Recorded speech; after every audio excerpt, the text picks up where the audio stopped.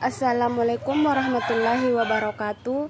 Baiklah, saya Dewi Lestari akan menjelaskan kompleks makam Raja Binamu di Jeneponto. Kompleks pemakaman Raja-Raja Binamu menjadi bukti bahwa Jeneponto pernah memiliki kerajaan besar di Sulawesi Selatan. Pemakaman tersebut berada di lingkungan Bontoramba, Kecamatan Bontoramba, Kabupaten Jeneponto. Di kompleks makam ini terdapat sekitar 1.250 makam raja dan keturunannya.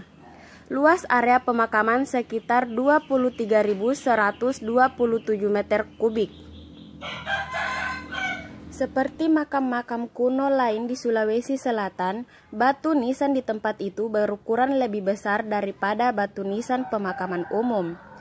Dan makam Raja-Raja Binamu terbagi menjadi 3 jenis ukuran, yaitu ukuran besar 336 x 180 dikali 285 cm sampai dengan 235 dikali 160 dikali 115 cm.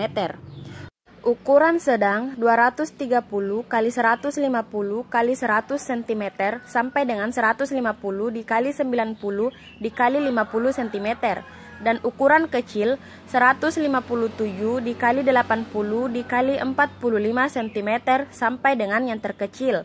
Sebagian besar makam dibentuk dari papan batu disusun 2 sampai 4 undukan. Dua hal yang sangat menonjol pada kompleks makam ini yaitu hiasan pada pijat dan nisan. Ratusan ribu nisan yang disebut Pak Jerakang berjajar di area kompleks pemakaman Binamu. Salah satunya yaitu Karaeng Palengkei Daeng Lagu yang merupakan raja ke-18 Binamu. Makamnya begitu besar dan terdapat patung duduk di atas makamnya yang menandakan perbedaan pada makam lain. Karaeng Palengkei dikenal dengan hobi sabung ayam. Ia bahkan sering dikawal pasukan bersenjata hanya untuk mencari lawan ayamnya.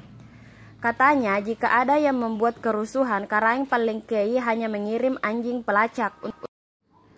Makam kuno Raja-Raja Binamu adalah salah satu di antara cukup banyak situs peninggalan purbakala yang memiliki ornamen yang menarik untuk ditinjau ulang.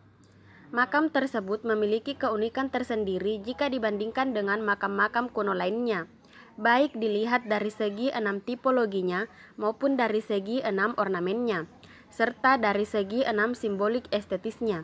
Salah satu keunikan yang dimaksud sudah ada terdapat nisan arca manusia, di samping ornamennya yang sangat menarik. Penanggalan bangunan makam dari masa awal Islamisasi di Sulawesi Selatan tidak banyak yang dapat di luar secara tidak utuh, karena pada umumnya sudah mengalami kerusakan.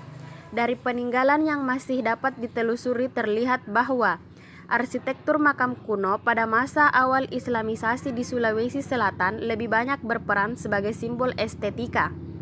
Perlu jangkauan bahwa mengenai bentuk keindahan dan simbolik dalam arsitektur makam Islam tersebut sesungguhnya sedang menampilkan soal kemewahan bentuk fisik dan monumennya seperti pada arsitektur masjid dan istana.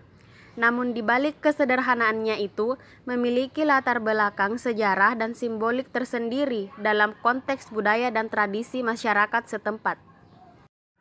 Para arkeolog memperhatikan bahwa artefak makam sebagaimana selain itu dengan benda-benda arkeologis lainnya merupakan tonggak sejarah yang bisa mengungkap banyak hal.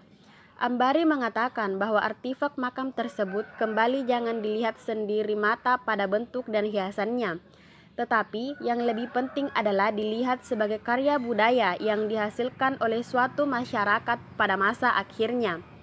Sejarawan mengatakan bahwa masa lalu merupakan sumber pelajaran dan kearifan yang berguna bagi kehidupan masa kini dan masa mendatang.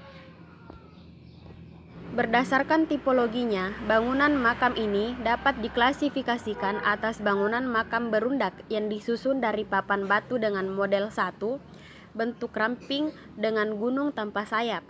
Kedua, bentuk lebar tambung dengan jirat gunungan yang bersayap. Di atasnya ditempatkan 1 atau 2 buah nisan. Ketiga, bentuk papan batu yang tertanam langsung ke dalam tanah. Dan yang keempat, bentuk persegi 4 panjang atau monolit membujur utara selatan. Bentuk nisan tidak selalu sama. disesuaikan dengan keadaan bangunannya. Bila bangunan itu besar, maka nisannya pun besar, dan bila kecil, maka nisannya pun kecil. Sebagian besar nisan berpenampang persegi 4, ada yang puncaknya diberi mahkota dan kuncup bunga teratai. Ragam hiasnya terdiri atas beberapa motif seperti motif manusia pada nisan dan relief, motif binatang berupa singa, kuda, ayam, kambing, dan anjing,